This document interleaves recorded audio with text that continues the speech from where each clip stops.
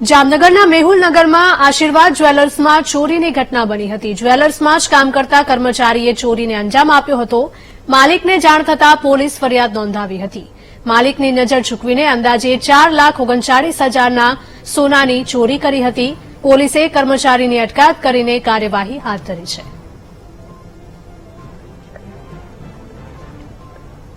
તો જામનગરના મેહુલનગરની આ ઘટના સામે આવી છે કે જે આવેલા આશીર્વાદ જ્વેલર્સમાં ચોરી થઈ હતી। જ્વેલર્સમાં જ કામ કરતા એક કર્મચારીએ ચોરી કરી હતી। માલિકને જાણ થઈ જતા પોલીસ ફરિયાદ નોંધાવી હતી।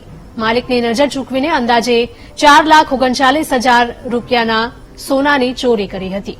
પોલીસે કર્મચારીની અટકાયત કરીને કાર્યવાહી હાથ ધરી છે।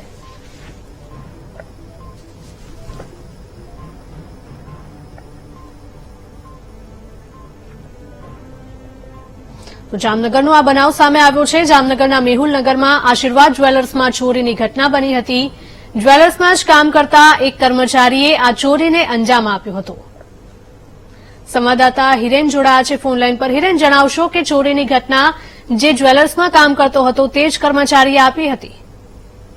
જી હિરલ, ચોક્કસ જણાવી દઉં કે જે આજે પહેલી ઘટના નથી આવી, 2-3 ઘટના સામે આવી ગઈ છે। જે જામનગર સિટી સીમાં જે ફરિયાદ નોંધાઈ છે એ મુજબ જે જ્વેલર્સની જે દુકાન છે તેમાં જ તેના જ કર્મચારી દ્વારા જે ચોરી કરવામાં આવી હોવાના ફરિયાદ નોંધાઈ છે। હાલ તો પોલીસે આ જે કર્મચારી છે તેને ઝડપી પાડવા ચક્રો ગતિમાન કર્યા છે અને જે રકમની ચોરી કરી છે, જે સોનાની ચોરી કરી છે તે મુદ્દામાલ ક્યાં રાખવામાં આવ્યો છે તે અંગેની શોધખોળ હાથ ધરી છે। જી હિરલ। જી બિલકુલ હિરેન, આભાર।